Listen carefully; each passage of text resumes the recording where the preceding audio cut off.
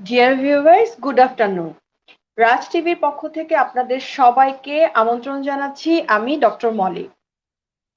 Delta Pharma নিবেদিত স্বাস্থ্য আলাপন powered by বারিসিড অনুষ্ঠানটিতে আমাদের সাথে আজকে গেস্ট হিসেবে থাকছেন doctor Minhaj Rahim Chowdhury, professor, department of rheumatology, Bangabandhu Sheikh Mujib medical college university, secretary general Bangladesh rheumatology society. আমাদের আজকের আলোচনার বিষয় বাতের ব্যথায় আধুনিক চিকিৎসা।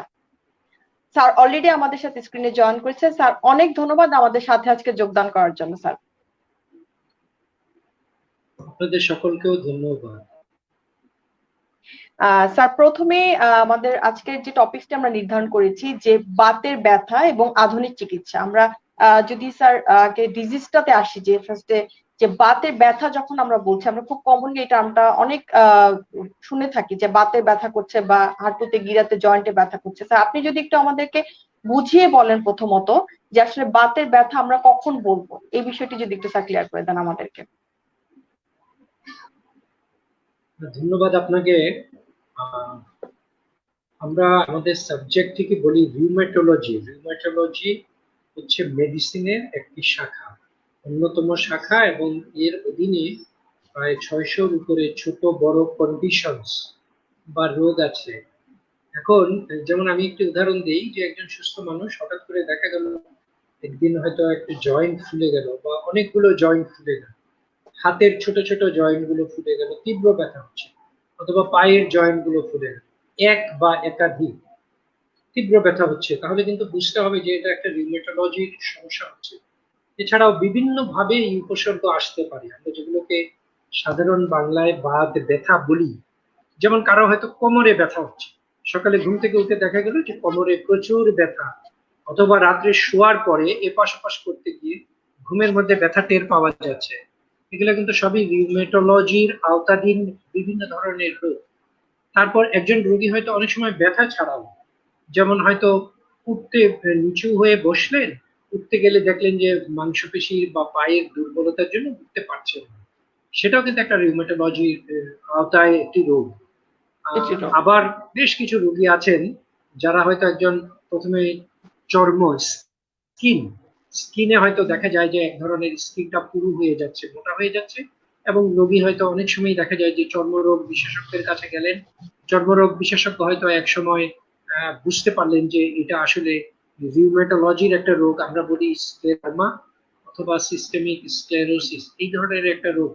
এই ধরনের অসংখ্য রোগ আছে রিউমেটোলজির আওতাধীন, যেটা বেশিরভাগ রোগীরা অবশ্য একটা সময় বাত ব্যথা ব্যথা জয়েন্টে মাংসপেশিতে অনুভব করে, কিন্তু এরও বাইরে অন্য উপসর্গ নিয়েও আসতে পারে। রোগীদের কিন্তু হতে পারে, যেমন চক্ষু, অনেক সময় চক্ষু রোগ বিশেষজ্ঞরাও এক ধরনের উপসর্গ পান, চোখ লাল হয়ে যাওয়া, চোখে ব্যথা হওয়া, আমরা এটাকে বলি ইউভাইটিস। হয়তো তারপর চক্ষু রোগ বিশেষজ্ঞরা একসময় দেখতে পান যে এটিও একটি বাত রোগের সম্পর্কযুক্ত, আমরা যে রোগটিকে বলি স্পন্ডাইলো আর্থ্রাইটিস অথবা রিউমেটয়েড আর্থ্রাইটিস, আবার চোখকে আক্রমণ করে। অর্থাৎ আমি এটা থেকে বোঝাতে চাচ্ছি যে রিউমেটোলজির আওতাধীন যে রোগগুলো আছে, কিন্তু শুধু এই যে জয়েন্টে ব্যথা বা মাংসপেশিতে এইটুকুই না, বিভিন্ন অঙ্গ প্রত্যঙ্গ আক্রমণ করতে পারে। স্যার আমার এখন প্রশ্নটা থাকবে, যেহেতু স্যার আপনি বিভিন্ন অঙ্গ প্রত্যঙ্গকে আক্রমণ করতে পারবে বলছেন এবং একটি সার্বিক বিষয় স্যার উঠে এসেছে যে অনেক কিছুর একটা সম্মিলিত ধারণা থেকে আসলে রিউমাটোলজি বিভাগটি কাজ করে। স্যার অনেক সময় আমরা দেখি কি যে পিঠে ব্যথা হচ্ছে বা কোমরে ব্যথা হচ্ছে, অনেকে আমরা বলি যে নিউরোলজির ডাক্তার দেখানোর জন্য বা নিউরোসার্জারি ডাক্তার দেখানোর জন্য। সেক্ষেত্রে স্যার আপনি কি আমাদেরকে এই ব্যাপারে একটু মানে অভিজ্ঞতা থেকে শেয়ার করতে পারেন কিনা যে আসলে আমরা এই ধরনের স্পেসিফাইড ব্যথাগুলো যখন হবে তখন প্রথমত আসলে কোন বিষয়ে ডাক্তারকে দেখানোটা উচিত, মানে যেহেতু রোগীর অনেক সময় প্রশ্নটা করে যে আমি আসলে কাকে দেখাবো ডাক্তার, সেই বিষয়টা স্যার যদি একটু আমাদেরকে ক্লিয়ার করে দেন। না, সেটা ঠিক আছে। অনেক কিছু আছে আমরা বলি যে ওভারল্যাপ হওয়া, হয়তো রুমেটোলজিরই রোগ, কিন্তু হয়তো আরো একজন বিশেষজ্ঞ সেই রোগীর চিকিৎসাটি দিতে, বিশেষ করে প্রাথমিক চিকিৎসা তো বটেই, সেটা কিন্তু একজন ফিজিক্যাল মেডিসিন বিশেষজ্ঞ, একজন মেডিসিন বিশেষজ্ঞ, একজন অর্থোপেডিক সার্জন, একজন নিউরোলজিস্ট, এবং বাংলাদেশের প্রেক্ষাপটে সেটা প্রায়শই হয়, কেননা এবং প্রায়শই প্রয়োজনও হয় আমি বলবো এখন পর্যন্ত, কেননা এখন পর্যন্ত বাংলাদেশে রিউমেটোলজিস্ট যাদেরকে বোঝায় তাদের সংখ্যা 50-55-র মতো। তো এত বিশাল জনগোষ্ঠী যেখানে বিভিন্ন রোগ ব্যাধি, রিউমেটোলজি রিলেটেড রোগ ব্যাধিতে আক্রান্ত, সেখানে কিন্তু এখনো রিউমেটোলজিস্টদের কাছে পৌঁছানো সবার পক্ষে সম্ভব হবে না। তো এই বিশাল জনগোষ্ঠী, আমাদের আমাদের কিন্তু একটি স্টাডি আছে, প্রিভালেন্স স্টাডি বলি আমরা, সেখানে আমরা দেখেছি প্রায় 26% মানুষ বাংলাদেশে কোনো না কোনো ধরনের রিউমেটোলজি বা বাত ব্যথা এই ধরনের রোগে আক্রান্ত। তো সেই ক্ষেত্রে আমাদের কলিগ যারা আছেন তারা কিন্তু এই ধরনের রোগীদেরকে প্রথমে চিকিৎসা তো দিতেই পারবেন, এবং এমনকি কিছু রোগ আছে যেগুলো কিন্তু অন্য বিশেষজ্ঞরা চিকিৎসাও দিতে পারবেন, যেমন নিউরোসার্জন, নিউরোলজিস্ট, অর্থোপেডিক সার্জন, সেটা অবশ্যই সহায়তা রোগীরা পেতে পারে এবং চিকিৎসা দিতে পারে। ওকে, আমি আসলে যে আমি আসলে যে কথাটি বুঝাতে চাচ্ছিলাম যে এখানে কিন্তু রিউমেটোলজি আওতাধীন যে অসংখ্য রোগ আছে তার মধ্যে আবার বেশ কিছু রোগ আছে যেগুলোকে আমরা বলি ওভারল্যাপ, অর্থাৎ অন্যান্য বিশেষজ্ঞরাও কিন্তু ওগুলোকে চিকিৎসা করতে পারবে। আবার কিছু রোগ আছে একেবারে অ্যাবসলিউটলি একেবারে রিউমেটোলজিস্টদের তত্ত্বাবধানেই করা উচিত। ওকে স্যার, স্যার আমার এই মুহূর্তে স্যার আমার যে প্রশ্নটি সেটি হচ্ছে যে স্যার যখন রোগী আসে তখন তার বিভিন্ন ধরনের হিস্ট্রি আমরা নেই, তার মধ্যে স্যার হিস্ট্রি টেকিংটা আসলে স্যার কতটুকু গুরুত্বপূর্ণ ডায়াগনোসিস করার জন্য রিউমেটোলজি পেশেন্টের ক্ষেত্রে আসলে হিস্ট্রি টেকিংটা কি স্যার এখানে মানে কতটুকু গুরুত্ব দেই আমরা যাতে ফার্দার আমরা প্রপার ডায়াগনোসিস করতে পারি, এই বিষয়টি স্যার যদি একটু বলেন আমাদের। গুরুত্বপূর্ণ একটি প্রশ্ন, এবং আমরা সেই প্রথম বর্ষ থেকে মেডিকেল কলেজে আমরা শিখে আসছি যে হিস্ট্রি বা ইতিহাস নেওয়াটা সবচেয়ে বেশি গুরুত্বপূর্ণ দিকে, এবং এটা কিন্তু এখন পর্যন্ত সেই যে আমাদের অনেক পুরনো আমল থেকে চলে আসছে যে এটা শেখানো যে ইতিহাসটা রোগীর জন্য সবচেয়ে গুরুত্বপূর্ণ, এবং এখনো কিন্তু সেটিই আছে। রিউমাটোলজি কিন্তু এটার বাইরে যাওয়ার কোনো সুযোগ নেই। সুতরাং আমাদের তরুণ চিকিৎসক যারা আছেন, তারপরে মেডিকেল কলেজের শিক্ষার্থী যারা আছেন, তাদের কাছে তাদের জন্য আমরা বলবো যে একজন রোগীর ইতিহাস নিয়ে কিন্তু আমরা অনেকটাই ডায়াগনোসিসের কাছাকাছি পৌঁছে যেতে পারি। সুতরাং ইতিহাসটা কিভাবে নিতে হবে, ভালো করে ইতিহাস নেওয়া একজন সকল চিকিৎসকদের জন্য, সকল চিকিৎসক অনেক একেবারে গুরুত্বপূর্ণ। পূর্বশর্ত। এবং আমরা আমাদের স্যার শিক্ষার্থীদের বিভিন্ন পর্যায়ে এটি শিখতেই হবে, জানতেই হবে। মানে স্যার প্রপারলি যদি আমি রোগটাকে ডায়াগনোসিস করতে চাই সেক্ষেত্রে আসলে হিস্ট্রি টেকিংটা স্যার খুবই গুরুত্বপূর্ণ এখানে, এবং ক্লিনিক্যাল আই যেটাকে আমরা বলি যে এই বিষয়টাতে তাহলে আমরা আরো বেশি অ্যাডভান্স হতে পারবো যদি আমরা হিস্ট্রি টেকিংটাকে গুরুত্ব দিই। স্যার ডায়াগনোসিস তো অনেক রকম আমরা করি জেডিমোটিক ডিজিজ গুলোর। অনেক সময় একটা টার্ম হয় যে স্যার বাত জ্বর, রিউমেটিক ফিভার, এই বিষয়টি সাথে স্যার আর্থ্রাইটিস এর সম্পর্ক কি স্যার কিরকম থাকে, যে কখন বাত জ্বর বলবো অথবা কখন আমরা রিউমেটয়েড আর্থ্রাইটিস বলবো আর কখন রিউমেটিক ফিভার বলবো, যে অনেক সময় আমরা দেখা যায় সবসময় বলছি যে আমার বাতের ব্যথা, সেটা কি সবসময় বলবো নাকি বাতের জ্বরের সাথে কোনো পার্থক্য থাকে এখানে স্যার? আচ্ছা, এটি একটা খুবই ভালো প্রশ্ন। এই প্রশ্নের উত্তর দেওয়ার আগে আমি আগের ওই ইতিহাস বা হিস্ট্রি নেওয়া সম্পর্কিত এই ওকে বিষয়টির স্যার। একটা একটু বলে আসি। আমাদের ওকে যেমন স্যার। একটি রোগ আছে, আমরা বলি স্পন্ডাইলো আর্থ্রাইটিস। এই বাত রোগটি কিন্তু এখন ইদানিং কালে বিশেষ করে আমরা দেখি অনেক অনেক বেশি সংখ্যক রোগী আমরা এই ডায়াগনোসিসটি এখন করছি স্পন্ডাইলো আর্থ্রাইটিস, এবং এই রোগটি বেশি করে ইয়াং ছেলে মেয়েদের, তরুণ যুবক যুবতীদের, তরুণীদের আক্রমণ করে। ছেলেদের একটু বেশি হয়, মেয়েদের একটু কম হয়। যদিও ক্রমশ আমরা দেখতে পাচ্ছি মেয়েরাও কোনো অংশে পিছিয়ে নেই, আক্রান্ত হচ্ছে প্রচুর। তো এখানে ইতিহাস নেয়াটা বা হিস্ট্রি নেয়াটা এত বেশি গুরুত্বপূর্ণ। যেমন এই রোগীদের অধিকাংশেরই দেখা যায় একটা কোমরে ব্যথা হয়, ব্যাক পেইন। এবং এই ব্যাক পেইন তো আমরা জানি অনেক কারণে হতে পারে। জি সাধারণ স্যার। বেশিরভাগ রোগীরই কিন্তু সাধারণ কিছু কারণে ব্যথাটা হয়, এবং এটা একসময় নিজে থেকেই চলে যাবে, সাধারণ যে কোমরে ব্যথা। কিন্তু আমাদের যে যে রোগটি নিয়ে আমি এখন আলোচনা করছি, স্পন্ডাইলো আর্থ্রাইটিস, এই স্পন্ডাইলো আর্থ্রাইটিসের কিন্তু একটি কোমরে ব্যথা হয়। এবং এই রোগীদের কিন্তু আমি আগেই বলার চেষ্টা করলাম একটু ইয়াং বয়স, ছেলেদের তুলনামূলকভাবে একটু বেশি, এবং এটি কিন্তু রাত্রিবেলা বেশি হয়। এবং আমরা সেজন্য একটা অত্যন্ত গুরুত্বপূর্ণ প্রশ্ন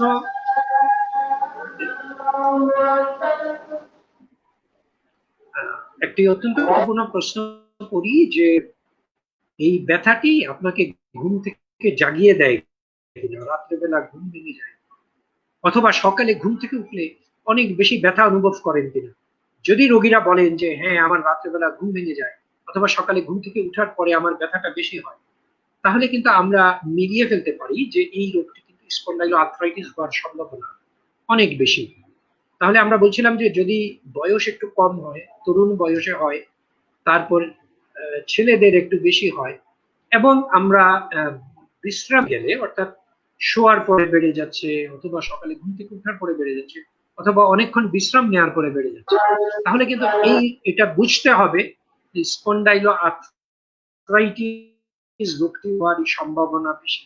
সেক্ষেত্রে এটি কিন্তু সাধারণ ব্যথা হওয়ার সম্ভাবনা অনেক কম। সেখানে অনেক গুরুত্ব দিয়ে চিকিৎসাটা শুরু করতে হবে, কেননা তরুণ বয়সে যেহেতু হচ্ছে, একজন কর্মক্ষম মানুষকে যদি আমরা ঠিকমতো চিকিৎসাটা না দিতে প্রথম থেকে, তাহলে কিন্তু ধীরে ধীরে কর্মক্ষমতা নষ্ট হয়ে গিয়ে রোগীর কিন্তু বিছানায় পড়ে থাকার ভয় থাকে। এখন আসি আমি আসলে এইবারের প্রশ্নটাতে, রিউমেটিক ফিভার বা জ্বর, এইটিও কিন্তু একটা অত্যন্ত গুরুত্বপূর্ণ প্রশ্ন। আমি একটা বিষয় একটু বলতে চাচ্ছি, এখনো কিন্তু বাংলাদেশে আহ, আমি যদি বলি একটু আহ, এমনকি সাধারণ মানুষের মধ্যে তো বটেই, এমনকি কিছু কিছু চিকিৎসক, বা এই যে আমরা যদি আমাদের গ্রামাঞ্চলে যেসব চিকিৎসকরা চিকিৎসা দিয়ে যাচ্ছে, বিশেষ করে আমরা বলি যে রুরাল মেডিকেল প্র্যাকটিশনার, অনেকের মধ্যে কিন্তু একটি ধারণা আছে যে যে কোনো ব্যথা হলে এটি বোধহয় বাতে জ্বর, বা আমরা এমনি সাধারণ অর্থেই বলে ফেলি বাতে জ্বর। আসলে কিন্তু এটি একটি ভুল ধারণা। বাতে জ্বরটি কিন্তু ওই যে আমরা বলছিলাম রিউমেটোলজিতে অসংখ্য রোগ, তার মধ্যে মাত্র একটি রোগ হচ্ছে বাত জ্বর। তাই আমরা যে কোনো ব্যথাকে কিন্তু বাত জ্বর বলতে পারবো না। বাত জ্বরটি সাধারণত খুব ছোট বয়সে, কম বয়সে হয়, 5 থেকে 15 বছর বয়সের বাচ্চাদেরকে বেশি আক্রমণ করে, এবং এটিরই কিন্তু কিছু বিশেষত্ব আছে। বিশেষ করে জয়েন্ট গুলো হয়তো তীব্র ব্যথা হয়, ফুলে যায়, এগুলো ঠিক আছে, কিন্তু সাধারণত বেশিরভাগ বাচ্চার বা রোগীদের এটি কিন্তু 1 মাসের মধ্যে চলে যাবে। অর্থাৎ সাধারণত বেশিরভাগ রোগী, বেশিরভাগ বাচ্চা কিন্তু 1 মাস পরে আর ব্যথা থাকবে না, এবং সেটা 3 মাসের মধ্যে প্রায় 85% চলে যাবে, 6 মাসের মধ্যে প্রায় 95%-ই ব্যথা চলে যাবে। তাহলে বিষয়টি দাঁড়াচ্ছে এমন যে যদি এরকম দেখা যায় যে 5 থেকে 15 বছর বয়সে একজন বাচ্চা, তার জয়েন্ট গুলো হঠাৎ ব্যথা হলো, ফুলে গেল, এবং তারপর এটা 6 মাস পরেও থেকে যাচ্ছে, তখন কিন্তু আর এটা বাত জ্বর হওয়ার কোনোই সম্ভাবনা নেই। আমরা বলে দিতে পারি অনেকটা জোর গলায়, নাই বললেই চলে। সেই ক্ষেত্রে বরং আমরা বলি, তখন যদি ব্যথাটা থেকে যায় 6 মাস পরে, আমরা বলি সাধারণত জেআইএ নামে একটি বাত রোগ আছে, জুভেনাইল ইডিওপ্যাথিক আর্থ্রাইটিস, সেটা নিয়ে ভাবতে হবে। এবং সেখানেও কিন্তু সেই রোগটিকেও রোগ নির্ণয় করা এবং প্রথম থেকে চিকিৎসা করাটা অত্যন্ত গুরুত্বপূর্ণ। আবার পাশাপাশি আমি যেটা বলতে চাচ্ছি যে আমরা যেন কখনো রিউমেটিক ফিভারকে আবার মিস করে না যাই। আবার যে রোগীর রিউমেটিক ফিভার, সেটা যাতে আমরা সঠিকভাবে রোগটা নির্ণয় করতে পারি এবং চিকিৎসা দ্রুত দিতে পারি। কারণ রিউমেটিক ফিভারে যদি আমরা সঠিক চিকিৎসাটা দ্রুত শুরু করতে না পারি, তাহলে কিন্তু এক ধরনের জটিলতা হয়, এবং বিশেষ করে হৃদযন্ত্র অকেজো করে ফেলতে পারে। তাহলে বিষয়টা দাঁড়াচ্ছে এইরকমই, খুব দ্রুত রোগগুলোকে নির্ণয় করা দরকার। আমাদের রিউমেটোলজির যে রোগগুলো দ্রুত নির্ণয় করতে হবে এবং দ্রুত চিকিৎসার ব্যবস্থা করতে হবে। স্যার আমার এই মুহূর্তে প্রশ্ন, যেহেতু আমরা একটা পার্থক্য অলরেডি জেনে গেছি যে যা সাধারণত বাত জ্বরটা ইয়াঙ্গারদের বেশি হয় কম্পারেটিভলি, এবং আর্থ্রাইটিসের সমস্যাটি আসলে 15 পর থেকে যাদের সমস্যাগুলো থাকে তাদের ক্ষেত্রে হয়।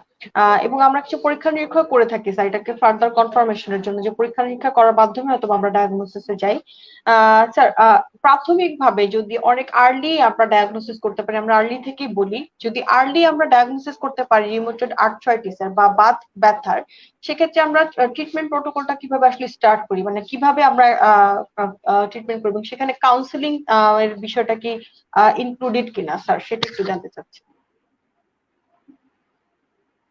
ডক্টর মৌলিক, তা তো বটেই। এবং আমি এই প্রসঙ্গে আরেকটু বলি যে তাহলে আমরা যে বলছিলাম যে অসংখ্য রোগ আছে, সেই রোগগুলোকে সঠিক রোগ নির্ণয় করার জন্য অবশ্যই কিছু পরীক্ষা নিরীক্ষার প্রয়োজন হবে। প্রথমে আমরা চিকিৎসকরা ইতিহাসটি নিব এবং ইতিহাসটি নিয়ে আমরা বোঝার চেষ্টা করব যে আসলে রোগটির নাম কি। তাহলে রোগটির নাম আমরা পাওয়ার জন্য অবশ্যই প্রয়োজনীয় কিছু পরীক্ষা নিরীক্ষা করব। তার মধ্যে আমরা বলি যে রুটিন কিছু টেস্ট আছে, রক্তের পৌঁছ, এবং তারপরে অনেক সময় আছে একটু হয়তো আমরা এক্স-রে সাহায্য নিই। আজকাল আবার আমরা বলি মাস্কুলোস্কেলেটাল আল্ট্রাসাউন্ড, অর্থাৎ আল্ট্রাসোনোগ্রাম করে যেভাবে পেটের ভিতরে দেখা যায় লিভার কিডনি, তেমনি এখন আমরা জয়েন্টের ভিতরে দেখে অনেক কিছু অনুধাবন করতে পারি এবং রোগ নির্ণয়ে এটা আমাদেরকে অনেক সহায়তা করে। তো তারপর আমরা রোগ নির্ণয় হয়ে গেল। এবং আজকাল এই ধরনের রোগ যারা এই খুব প্রেজেন্টেশনস, যেটা আমরা বলি যে উপসর্গগুলো নিয়ে আসলেন এবং প্রথমেই একজন চিকিৎসকের কাছে চলে আসলেন, এবং এইগুলো কিন্তু রোগ নির্ণীত হয়ে যায় অধিকাংশ রোগী। কিছু রোগ হয়তো একটু জটিল থাকে এবং সেগুলো কিন্তু রোগ নির্ণয় হতে সময় নেয়। এবং তারপর আমরা যে কথাটি বলতে চাচ্ছি, রোগ নির্ণীত হয়ে যাওয়ার পরে কিন্তু আজকাল অনেক ভালো ভালো ওষুধ বেরিয়েছে, যেগুলো কিন্তু আমরা প্রয়োগ করে প্রথম থেকেই রোগটাকে ভিতর থেকে যদি আমরা বাধা দিতে পারি, তাহলে কিন্তু এই রোগগুলোর যে জটিলতা, এই জটিলতাগুলো আমরা প্রতিহত করতে পারি। যেমন আপনি একটা উদাহরণস্বরূপ একটি রোগের নাম বলছিলেন, রিউমেটয়েড আর্থ্রাইটিস। রিউমেটয়েড আর্থ্রাইটিস রোগটি কিন্তু বাংলায় অনেকে এটাকে গিটে বাতও বলে। তো এটি কিন্তু সাধারণত আবার দেখা যায় যে কম বয়স্ক মহিলাদের একটু বেশি হয় পুরুষদের তুলনায়, কিন্তু পুরুষদেরও যথেষ্ট হয়। আমরা বলি 3:1 অনুপাতে। যাই হোক, যে কথাটা বলছিলাম তার অর্থাৎ এই রোগটিও কিন্তু যখন একজন রোগীর কর্মক্ষম থাকে তখনই কিন্তু আক্রমণ হয়। এটা এই রোগে কিন্তু তীব্র ব্যথা হয়, জয়েন্ট গুলো ফুলে যায়, বিশেষ করে হাত এবং পায়ের ছোট ছোট জয়েন্ট গুলো, গিট গুলোতে বেশি আক্রমণ হয়। দুই পাশেই প্রায় সমানভাবে আক্রমণ হয়। এবং আমরা যদি এই রোগটিকে দ্রুত নির্ণয় না করতে পারি, তাহলে কিন্তু এর অনেকগুলো জটিলতা আছে। যেমন আমি কিছুক্ষণ আগে বলার চেষ্টা করছিলাম, কিন্তু শুধু জয়েন্টেই থাকবে না। একসময় হয়তো দেখা যাবে চোখ আক্রমণ করলো, ফুসফুস আক্রমণ করলো, হৃদযন্ত্র আক্রমণ করলো, অথবা আমাদের যে স্নায়ুতন্ত্র আছে সেগুলোকে আক্রমণ করলো, অর্থাৎ শরীরের বিভিন্ন অঙ্গ প্রত্যঙ্গকে আক্রমণ করতে পারে।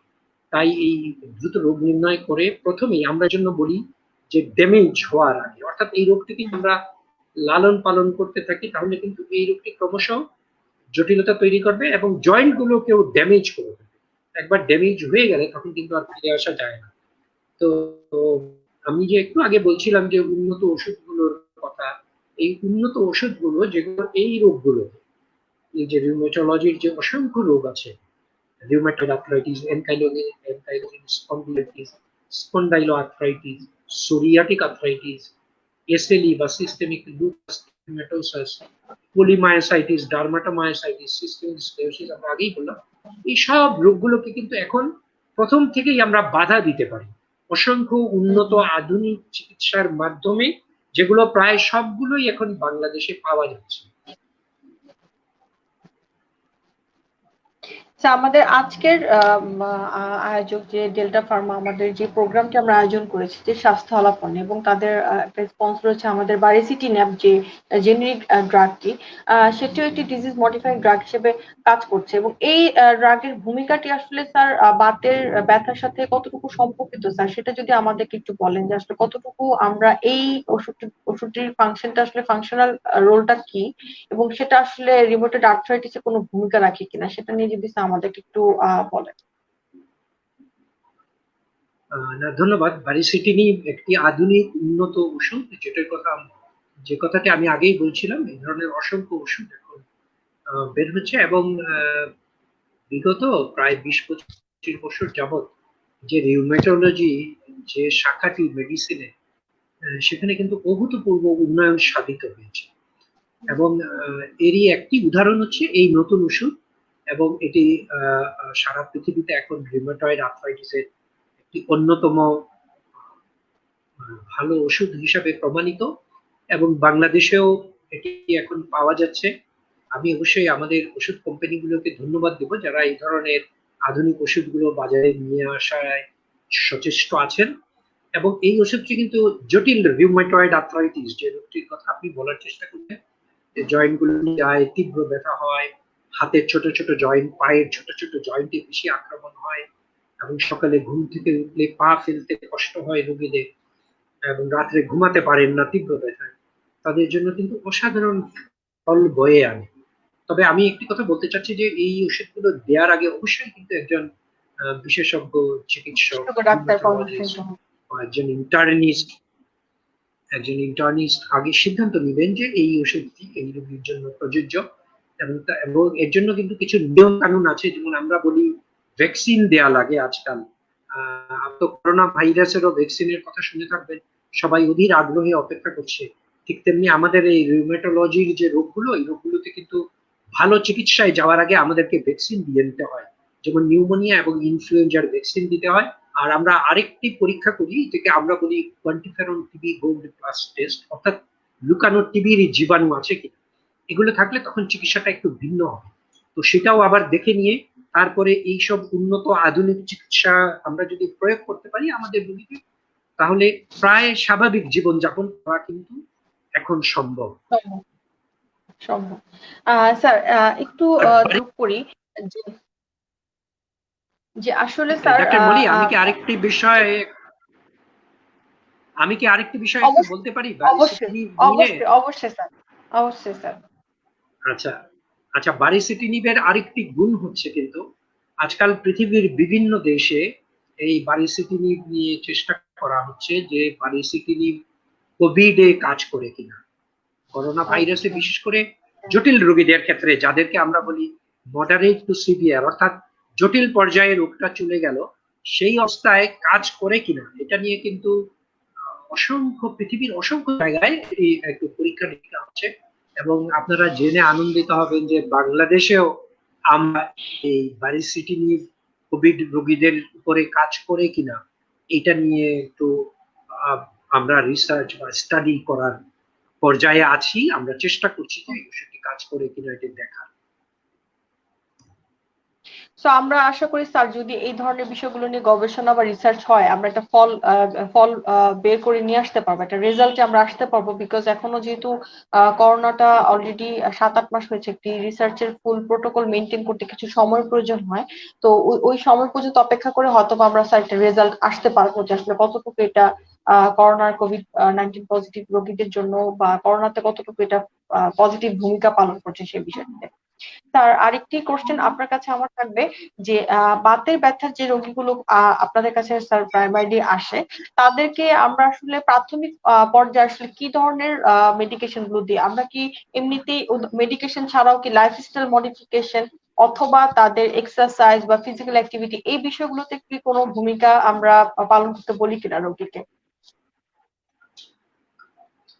হ্যাঁ, এটি একটা ভালো প্রশ্ন। অবশ্যই প্রায় প্রতিটি রিউমেটোলজিক্যাল যে ডিসঅর্ডার্স বা ডিজিজ আছে, এগুলোতে কিন্তু জীবনযাপন পদ্ধতি এবং ফিজিক্যাল, আমরা বলি যে এক্সারসাইজেস, এগুলো কিন্তু ব্যায়াম, অর্থাৎ ফিজিক্যাল থেরাপি, এগুলোর কিন্তু অবশ্যই অনেক অনেক বেশি প্রয়োজন। এবং এইসব ক্ষেত্রে আমাদের দেশে ফিজিয়াট্রিস্ট আছেন বা ফিজিওথেরাপিস্ট আছেন, তারাও কিন্তু এইসব ব্যাপারে যথেষ্ট সহযোগিতা করছেন রোগীদেরকে। এবং ব্যায়ামের গুরুত্ব এর জন্যই অনেক বেশি, কেননা এখানে কিন্তু অনেক সময় দেখা যায় যে জয়েন্ট গুলো যখন তীব্র ব্যথায় কাজ করে না, তখন তার আশেপাশের যে মাংসপেশিগুলো, এই মাংসপেশিগুলো কিন্তু দুর্বল থেকে দুর্বলতর হতে থাকে, এবং অনেক এক সময় দেখা যায় যে শুকিয়ে যাচ্ছে। তো এই মাংসপেশিগুলোকে সক্রিয় রাখার জন্য এবং এই জয়েন্ট গুলোকেও তাদের কার্যকরী ক্ষমতাটা ধরে রাখার জন্য ফিজিক্যাল থেরাপি, ব্যায়াম বা ফিজিওথেরাপি, আমরা যে নামেই ডাকি না কেন, এটির কিন্তু ভূমিকা অনস্বীকার্য, এবং অবশ্যই এগুলো প্রয়োজন। ওকে স্যার, অনেক সময় যে আমরা রিউমেটয়েড আর্থ্রাইটিস আক্রান্ত বা বাতের যে ব্যথাগুলোতে আক্রান্ত রোগীদেরকে অনেক সময় ফিজিওথেরাপির একটি বিষয় অনেক সময় থাকে, যে অনেকে বলে যে আমি ফিজিওথেরাপি নিয়ে ঠিক হয়ে গিয়েছি, বা আমি শুধুমাত্র ওয়েট কমিয়ে ঠিক হয়ে গেছি। স্যার, ফিজিওথেরাপির কি কোনো ভূমিকা এখানে খুব একটা কাজ করে কিনা, বা আপনার মতামতটা কি স্যার, যে রিউমেটয়েড আর্থ্রাইটিসের পেশেন্ট বা বাতের ব্যথার পেশেন্টের ক্ষেত্রে ফিজিওথেরাপিটা কতটুকু ভূমিকা পালন করে? না, সেখানে বিষয়টা হচ্ছে যেগুলো রিউমেটোলজিক্যাল ডিসঅর্ডার্স এর মধ্যে যেগুলো একটু বেশি জটিল কঠিন, এগুলোতে কিন্তু চিকিৎসা লাগবেই, এবং হুম অত্যন্ত হুম। আধুনিক উন্নত চিকিৎসা ছাড়া এই রোগীদেরকে আমরা কোনোভাবেই ভালো রাখতে পারবো না। সেই ক্ষেত্রে ব্যায়াম বা ফিজিওথেরাপিটা হচ্ছে একটা আনুষঙ্গিক একটা চিকিৎসা। কিন্তু আমি যদি আবার সেই উদাহরণে ফিরে যাই, যে একজন রোগী হয়তো আমাদের কাছে আসলেন কোমরে ব্যথা নিয়ে অথবা ঘাড়ে ব্যথা নিয়ে, এবং এটি পরীক্ষা নিরীক্ষা করে আমরা দেখলাম জটিল রিউমেটোলজি কোনো রোগের জন্য হচ্ছে না, এটি একটি সাধারণ ব্যথা। সাধারণ অনেকগুলো কারণে কোমরে ব্যথা হতে পারে বা ঘাড়ে ব্যথা হতে পারে। তাহলে সাধারণ এবং বিশেষ কারণ, এই বিশেষ কারণের মধ্যে কিন্তু আরো অনেক কারণ আছে। হুম, রিউমেটোলজির কারণ ছাড়াও কোমরে ব্যথা যেমন টিবি বা টিউবারকুলোসিস হয়ে হতে পারে, হতে পারে। ম্যালিগন্যান্সি বা ক্যান্সার রোগীরও হতে পারে। এরকম আরো অসংখ্য অসংখ্য উদাহরণ আছে। কিন্তু বেশিরভাগ রোগীর কিন্তু সাধারণ কিছু কারণে এই ব্যথা হয়। কোমরে ব্যথা বলি আর ঘাড়ে ব্যথা, এদের কিন্তু এদের জন্য কিন্তু বেশিরভাগ ক্ষেত্রে এই ব্যায়াম, ফিজিওথেরাপি এগুলোই কিন্তু আসল চিকিৎসা। এবং খুব বেশি ব্যথা হলে একটু ব্যথার ওষুধ সেবন করবেন, সুতরাং সেগুলো কিন্তু সেরে যাবে। সুতরাং সেখানে ভূমিকা অনস্বীকার্য। আবার রিউমেটোলজিক্যাল রোগগুলোতে ওষুধ হচ্ছে প্রাথমিক এবং আসল চিকিৎসা, সেখানে আনুষঙ্গিক চিকিৎসাটা হবে ফিজিওথেরাপি বা ব্যায়াম। অর্থাৎ মূল কথাটাই হচ্ছে রোগটিকে নির্ণয় করা, সঠিক নির্ণয় করা, এবং তারপর সেই রোগটির নাম কি সেটা জেনে তারপর চিকিৎসা। Okay sir. স্যার, আমরা সবসময় বলি যে prevention is better then cure, মানে সবসময় প্রতিকারের থেকে ভালো। So প্রতিরোধের বিষয়টিতে আমরা অনুষ্ঠানের একদম শেষে যাব, তার আগে যদি আমরা বলি যে যেহেতু আমাদের আজকের টপিকটি ছিল বাতের ব্যথায় আধুনিক চিকিৎসা, আমরা বাতের ব্যথা নিয়েও কথা বললাম অনেকক্ষণ, এবং চিকিৎসা বিষয় নিয়ে কিছু কথা বললাম। স্যার, আধুনিক চিকিৎসা বলতে আসলে রাইট নাও আসলে কি কি বোঝাচ্ছে, বা কি আধুনিক চিকিৎসাগুলো রোগীরা নিতে পারে যেটাতে তাদের আসলে প্রবলেমটা একটা লং টার্ম সলিউশন তারা পেতে পারে, সেটা যদি আমাদের সাথে একটু শেয়ার করেন স্যার। আচ্ছা, এটা খুবই ভালো একটা প্রশ্ন। যে আমরা একটু আগে বলার চেষ্টা করছিলাম যে বিগত 20-25 বছর যাবৎ এই রিউমেটোলজি এই শাখাতে প্রচুর উন্নতি হয়েছে, এবং অনেক নতুন নতুন ওষুধ আবিষ্কার হয়েছে, এবং এই এই নতুন নতুন ওষুধগুলোই কিন্তু আধুনিক চিকিৎসা। আগে একটি সময় ছিল আমরা আমাদের এই ধরনের রিউমেটোলজিক্যাল ডিজিজ আমরা শুধু মেথোট্রেক্সেট, সালফাসালাজিন আর লেফলুনোমাইড এবং হাইড্রক্সিক্লোরোকুইন, এই মোটামুটি এই চারটা ওষুধের মধ্যেই আমরা সীমাবদ্ধ থাকতে হতো, এর বাইরে ওষুধ ছিল না। এবং সত্যি কথা বলতে কি, এই চারটি ওষুধ দিয়ে আমরা যে খুব ভালো ফলাফল রোগীদের জন্য বয়ে নিয়ে আসতে পারতাম সে সম্ভব ছিল। কিন্তু তারপর এই বিগত বৎসরগুলোতে যে যে উন্নত চিকিৎসাগুলো বেরিয়েছে, এগুলোকে আমরা বলি বায়োলজিক্স এন্ড স্মল মলিকিউলস। অর্থাৎ এই বায়োলজিক্স গুলোই আসলে এক ধরনের বিপ্লব নিয়ে এসেছে এই চিকিৎসার ক্ষেত্রে। এবং এখন কিন্তু সেজন্য আমরা অনেক জোর গলায় বলতে পারি, আমাদের অনেক স্বস্তির একটি জায়গা যে আমরা এই রোগগুলোকে ভালো মোকাবেলা করি। এটা কিন্তু আমরা বুঝেছি রিউমেটোলজিতে যেগুলো জটিল রোগ, এবং এগুলোর জন্য কিন্তু আমাদের শরীরে, বিশেষ করে আমরা আমাদের শরীরে একটি রোগ প্রতিরোধ সিস্টেম আছে, আমরা এটাকে বলি ইমিউন সিস্টেম।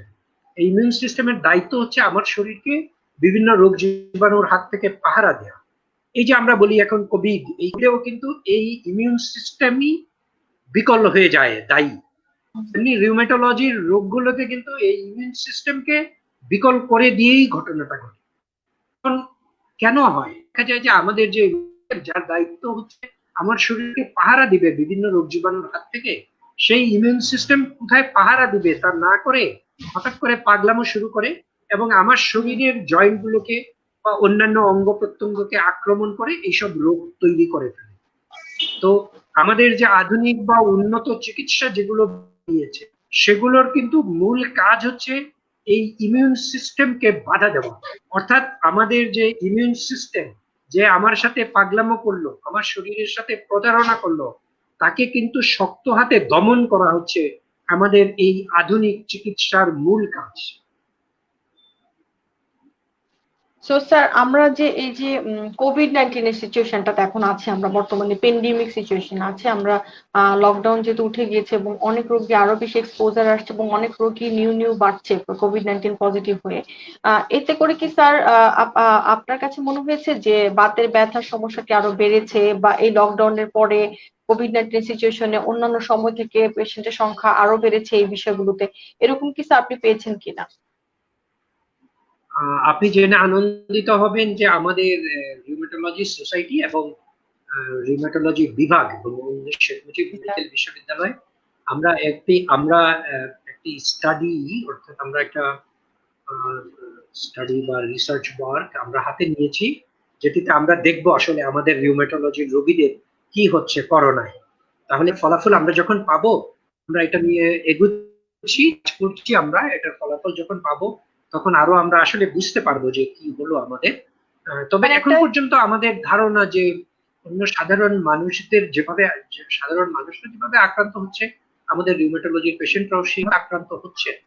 তবে আমি কিন্তু একটু করোনার প্রসঙ্গে আসলেই যখন একটু আমি বলি, আমাদের কিন্তু করোনায় কিন্তু সতর্ক থাকার সময় মোটেও পেরিয়ে যায়নি, বরং আমাদের আরো বেশি সতর্ক থাকা উচিত। এবং আমরা কিন্তু অন্তত একটি কাজ আমি সবাইকে অনুরোধ করব, বিশেষ করে আমাদের তরুণ যুবক যুবতীরা যারা রাস্তায় ইতিমধ্যে বেরিয়ে গেছেন, আমরা বলছি জীবিকার প্রয়োজনে, তাদেরকে বলবো অন্তত সবাইকে মাস্ক পরিধান করতে হবে। এটি কিন্তু ভুললে মোটেও চলবে না। আপনার হয়তো রোগটি হবে না, নাও হতে পারে, উপসর্গও না হতে পারে, কারণ আপনার ইমিউন সিস্টেম যথেষ্ট শক্তিশালী। কিন্তু আপনি যখন বাসায় ফিরবেন, তখন আপনার বাসায় যে বয়স্ক মানুষ আছেন, আপনার মা বাবা, উনাদের মধ্যে কিন্তু আপনি এই রোগ জীবাণুটা বহন করে নিয়ে যাবেন বাইরে থেকে, এবং উনাদের মধ্যে আপনি ছড়িয়ে দেবেন। উনাদের ইমিউন সিস্টেম কিন্তু আপনার ইমিউন সিস্টেমের মতো এই করোনার মোকাবেলা করতে পারবে না, এবং উনারা খুব দ্রুত শয্যাশায়ী হয়ে যাবে। তাই আপনাদের সকলের কাছে একটাই বিশেষ অনুরোধ, আপনারা যখন বাড়ি থেকে বের হবেন, তখন অন্তত মাস্কটা ভালো মতো নাকে মুখে পরে থাকবেন। এই ব্যাপারে যেন মোটেও কারো অবহেলা। না। স্যার, আরেকটি প্রশ্ন, আমার অনুষ্ঠান আমরা শেষ পর্যায়ে আছি, বাট তারপর আমি প্রশ্নটা আপনার কাছে করি যে বাতের ব্যথা যাদের হয় এবং যারা একবার ডায়াগনোসিস হয়ে যায় যে তাদের রিউমেটয়েড আর্থ্রাইটিস আছেন বা আর্থ্রাইটিস পজিটিভ পেশেন্ট যারা, তারা কি এটা কখনো আশা করতে পারেন কিনা যে তারা কখনো পুরোপুরি ভাবে সুস্থ হয়ে যাবেন, যাতে করে তাদের আর ভবিষ্যতে কখনো হয়তো বা মেডিকেশন নিতে না হতে পারে? এই বিষয়টি কি কখনো হয় নাকি সারা বছর ধরেই বা লম্বা সময় ধরেই তাদেরকে একটা মেডিকেশন নিতেই হবে, এরকম বিষয় থাকে? এটা অনেকেরই জানার প্রশ্ন থাকে যে কখনোই সে ভালো হবে কিনা। এই প্রশ্নটি স্যার বিষয় যদি স্যার আপনার অভিজ্ঞতার আলোকে বলেন আমাদেরকে স্যার। হ্যাঁ, বেশিরভাগ রোগী কিন্তু আমাদের কাছে এই প্রশ্নটি করেন। ধন্যবাদ আপনাকে। তো আমরা আমাদের তা আমরা আমার সাধারণত আমার প্রশ্নটি উত্তরটা হচ্ছে এভাবে স্যার, দিই। আমাদের যে আমার আজকাল প্রশ্নটি যে আমার প্রশ্নটি হচ্ছে আমার মাকে রিলেটেড আর কি। আমার মায়ের এই এই সমস্যাটা আছে, তো তারও একটি প্রশ্ন থাকে, তো এই প্রশ্নটি আসলে পার্সোনাল প্রেক্ষাপট থেকে আমি করলাম যে স্যার আসলে এই বিষয়টিতে আসলে কমেন্টটা স্যার আপনার কি যদি দেন, খুবই ভ্যালুয়েবল হবে সেটা। হ্যাঁ, আপনার এই প্রশ্ন থেকে আমাদের অসংখ্য রোগীও উপকৃত হবে। যে কথাটি বলি যে আজকাল অনেক ভালো ভালো ওষুধ বেরিয়েছে, আমরা এই রোগটিকে নিয়ন্ত্রণ করতে পারছি এখন আগের তুলনায় অনেক ভালোভাবে, সবই ঠিক। এখন পর্যন্ত কিন্তু আমরা বলতে পারি না যে এই রোগটি পুরোপুরি নির্মূল হয়ে যাবে, বা কিওর আমরা যে শব্দটি ব্যবহার করি, এটা পুরোপুরি নির্মূল আসলে এখনো হয় না। যে ওষুধগুলো বেরিয়েছে এগুলো দিয়ে আমরা এই রোগটিকে ভালো নিয়ন্ত্রণে রাখতে পারি। নিয়ন্ত্রণের জায়গাটি কিন্তু আগের চেয়ে অনেক অনেক ভালো হয়েছে, এই কথাটি আমরা জোর গলায় এখন বলছি। হয়তো অদূর ভবিষ্যতে এমন ওষুধও বের হয়ে আসবে, যখন হয়তো আমরা বলতে পারি যে হ্যাঁ, আমরা এখন এই রোগটিকে কিওর করতে পারছি বা নির্মূল করতে পারছি। কিন্তু সেই পর্যায়ে এখনো আমরা যেতে পারি নাই। তবে এইসব নিয়ে গবেষণা এখনো অব্যাহত আছে। আহ, আমরা এখন যে ওষুধগুলো দিয়ে যে ফলাফল আমরা পাচ্ছি, উন্নত আধুনিক ওষুধগুলো দিয়ে, সেগুলোও কিন্তু একেবারে কম না। অর্থাৎ আমরা অনেক রোগীর মুখে এখন হাসি দেখতে পাই, যে রোগীরা এসে বলেন যে না এখন আমার আর ব্যথা নেই, আমি ভালো আছি। আহ স্যার, লাইফস্টাইল মডিফিকেশনটা আসলে আমরা যেহেতু এই যে লকডাউনে ছিলাম, শুধু লকডাউনের কথা বলবো না, আসলে নাওয়াডেজ স্যার এখন দেখা যায় কি যে সবাই আসলে আমরা জাঙ্ক ফুড অনেক বেশি খাই, ফাইবার যুক্ত ফুডটা কম খাচ্ছি, বা আমাদের খাবারের অভ্যাসের পরিবর্তন হয়েছে, আমাদের লাইফস্টাইল রাত জেগে কাজ করার অভ্যাস পরিবর্তন হয়েছে, ডিজিটাল মিডিয়া ইউজ করার অভ্যাসটা বেড়ে গেছে। এই যে বিষয়গুলো আসলে এটার সাথে কি আমাদের এই বাতে ব্যথার কি কোনো সম্পর্ক আছে কিনা, বা আমাদের লাইফস্টাইল মডিফিকেশনের কি কোনো ভূমিকা আছে কিনা বাতের ব্যথা থেকে প্রতিরোধ করার জন্য, বা এটাকে আরো ভালো অবস্থা নিয়ে আসার জন্য? আমাদের আমাদের যে রিউমেটোলজি যে রোগগুলো নিয়ে বেশি কাজ করে, এগুলো হুম, কিন্তু আমরা ইতিমধ্যে বলার চেষ্টা করলাম যে এগুলো কিন্তু বেশিরভাগই ইমিউন সিস্টেম এটার সাথে জড়িত, অর্থাৎ আমাদের জড়িত। শরীরে রোগ প্রতিরোধ ক্ষমতার সাথে জড়িত। এবং এর সাথে কিন্তু এই জীবনযাত্রার পরিবর্তন তেমন কোনো উল্লেখযোগ্য ভূমিকা পালন করে না। তবে হ্যাঁ, আবার কিছু কিছু বাত আছে, যেমন আমরা বলি অস্টিও আর্থ্রাইটিস একটা বাত আছে, যদি বয়স্কদের বেশি হয়, হাঁটুতে বেশি ব্যথা হয়, কোমরে বেশি ব্যথা হয়, এইসব রোগীদের কিন্তু আবার জীবনযাত্রা ইত্যাদি কিন্তু অনেক বেশি গুরুত্বপূর্ণ। উদাহরণস্বরূপ বলতে চাচ্ছি, যাদের ওজন বেশি বেড়ে যাচ্ছে, ওজন বেশি, তাদেরকে কিন্তু আমরা খুব গুরুত্ব সহকারে বলি যে ওজন কমাতে হবে অস্টিও আর্থ্রাইটিস রোগটির জন্য। অবশ্যই সেই ক্ষেত্রে খাবার দাবার এবং নিয়মিত শরীর চর্চা এগুলো কিন্তু অনেক বেশি গুরুত্বপূর্ণ। ঠিক তেমনি আরেকটি রোগ আছে গাউট আর্থ্রাইটিস, আমরা বলি গাউট। অনেকেই এই রোগে আক্রান্ত হন, হঠাৎ করে পায়ের বুড়ো আঙ্গুলটা ফুলে যায়, তীব্র ব্যথা হয়, এমনকি বিছানার চাদর পর্যন্ত সহ্য করা যায় না, এমন ব্যথা হয়, লাল হয়ে যায়। এবং ওই রোগীদের কিন্তু কিছু খাবার আমরা পরামর্শ দিই যে এই খাবারগুলো বেছে চলতে। সব খাবার কিন্তু ঢালাওভাবে বাদ দেওয়ার দরকার নেই। যেমন এই রোগেও আরেকটি চিন্তা ভাবনা, এমনকি বিভিন্ন ধরনের শাক সবজি, ফুলকপি, টমেটো, এগুলোও খাওয়া যাবে না। আজকাল কিন্তু আমরা তা বলছি না, আমরা বলছি লিমিটেড কিছু খাবারের দিকে খেয়াল রাখতে হবে। যেমন আমরা যে বলি বেভারেজেস, বা যে আমাদের দেশে কোল্ড ড্রিঙ্কস গুলো, পেপসি, কোকা কোলা, ফান্টা, এগুলো একটু আমাদের রোগীরা পরিহার করবেন। তারপর সামুদ্রিক মাছ বা সামুদ্রিক খাবারগুলো এই গাউটি রোগীরা একটু পরিহার করবেন বা কম খাবেন। তারপরে মাংস, যেমন গরুর মাংস বা খাসির মাংস, এগুলো একটু খুবই কম পরিমাণে এগুলো খাবেন। তো এই ধরনের কিছু, তারপর ঘিরা, কলিজা, মগজ, এগুলো একটু পরিহার করবেন। এগুলো কয়েকটি মাত্র খাবার, কিন্তু আমরা বেঁচে চলতে বলি। আমরা কিন্তু এখন আর ঢালাও ভাবে বলি না সব ধরনের সবজি, শিমের বিচি, শিম, ফুলকপি, বাঁধাকপি এগুলোও খাবেন না, তা কিন্তু আজকাল আর বলা হয় না।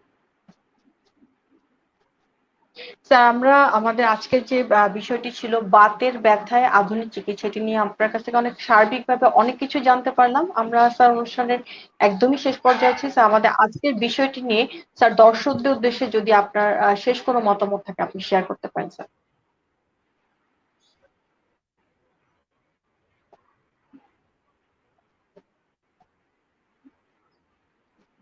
দর্শকদেরকে সেই একই কথা আমি একটু সংক্ষেপে বলবো যে যখনই কারো এইরকম ধরনের কোনো ব্যথা আসবে শরীরে, বা কোনো জয়েন্ট ফুলে যাবে অথবা মাংসপেশিতে ব্যথা হবে, আপনার কিন্তু একজন চিকিৎসকের পরামর্শ নিতে হবে। আপনার নিকটবর্তী একজন চিকিৎসকের কাছেই প্রথম যাবেন, একটু জানার বা বোঝার চেষ্টা করবেন, এবং তারপর আপনার যদি সম্ভব হয় একজন বিশেষজ্ঞ চিকিৎসকের সাহায্য নিতে হবে। এবং এই ধরনের চিকিৎসকরা যদি আপনাকে বলেন যে এটি একটি বাত রোগ, জটিল বাত রোগ, তাহলে কিন্তু আমি বলবো যে এটা দেরি করাটা মোটেও ঠিক হবে না। কেননা আজকাল যেহেতু ভালো চিকিৎসা আছে, এগুলো যদি প্রথম থেকে সঠিকভাবে প্রয়োগ করা যায়, তাহলে কিন্তু আপনাকে প্রায় সুস্থ রাখা এখন সম্ভব। এবং আপনি যদি একটু ওষুধগুলো ঠিক মতো গ্রহণ করেন এবং নিয়ম কানুন গুলো মেনে চলেন। আর দ্বিতীয় আরেকটি প্রসঙ্গ, দ্বিতীয় প্রসঙ্গটি আমি আবার আমাদের সেই কোভিড বা করোনা রোগটির জন্য সবার উদ্দেশ্যে বলছি যে আমাদের কিন্তু এই রোগের সাথে এই যুদ্ধ দীর্ঘদিন ধরে ইতিমধ্যে চলছে, এবং এই রোগটি কিন্তু আমরা এখনো নিয়ন্ত্রণে আনতে পারিনি। তো নিয়ন্ত্রণে আনার জন্য কিন্তু আপনাকে, আমাকে, সবাইকে অনেক বেশি সচেতন হওয়া দরকার। আমরা এখন রাস্তাঘাটে যেরকম দেখতে পাই অনেকেই অবহেলা করছেন, মাস্ক পরিধান করছেন না। এই কাজটি কিন্তু দয়া করে বাদ দিতে হবে, সবাইকে মাস্ক পরিধান করতে হবে এবং মাস্ক পরাটাকে এখন একটা অভ্যাসের মধ্যে নিয়ে আসতে হবে, এবং অভ্যাসের মধ্যে নিয়ে আসতে পারলেই কিন্তু আমরা দ্রুত করোনাকে বাংলাদেশ থেকে তাড়াতে পারবো। আর না হয় কিন্তু এটির সাথে আমাদের থাকা, চলা ফেরা এবং এর থেকে যাওয়াটা আরো দীর্ঘতর হতে থাকবে। তাই সকলের কাছে অনুরোধ যে এই অন্তত পক্ষে আর কিছু করতে পারুন বা না পারুন, মাস্ক পরাটা অন্তত বহাল রাখতে হবে। অভ্যাস করে। স্যার অনেক অনেক ধন্যবাদ আজকে আমাদের সাথে লাইভে যোগদান করার জন্য, আপনার মূল্যবান সময় আমাদের দেবার জন্য। আমাদের আজকের আলোচনার যে বিষয় ছিল বাত ব্যথার আধুনিক চিকিৎসা, এবং অনুষ্ঠানটি আমাদেরকে নিয়ে এসেছে ডেল্টা ফার্মা নিবেদিত স্বাস্থ্যলাপনে বারিসিট। সো স্যার আশা করব ইনশাল্লাহ আবারও কখনো এক সময় আমরা আবারও অন্য কোনো একটি বিষয় নিয়ে আলোচনা করবো আপনার সাথে সরাসরি। স্যার ভালো থাকেন স্যার। আপনাদেরকেও ধন্যবাদ, সবাই ভালো থাকুন। সুপ্রিয় দর্শক, ডেল্টা ফার্মা নিবেদিত স্বাস্থ্য আলাপন পাওয়ার্ড বাই বায়োসিট অনুষ্ঠানটিতে আমাদের আজকে গেস্ট হিসেবে ছিলেন প্রফেসর ডক্টর মিনহাজ রহিম চৌধুরী স্যার, যিনি রিউমাটোলজি ডিপার্টমেন্টে প্রফেসর হিসেবে কর্মরত আছেন, এবং সেই সাথে তিনি সেক্রেটারি জেনারেল হিসেবে বাংলাদেশ রিউমাটোলজি সোসাইটিতে কর্মরত আছেন। আমরা তার কাছ থেকে আজকে বাতের ব্যথা আধুনিক চিকিৎসা সম্পর্কে অনেক কিছু জানতে পারলাম। আশা করি দর্শক আপনারা উপকৃত হয়েছেন। আবারও দেখা হবে আগামী পর্বে, ততদিন পর্যন্ত অপেক্ষা থাকুন, সুস্থ থাকুন এবং ভালো থাকুন। You are watching Raj TV, Jagorone, Bangladesh. Please subscribe our channel.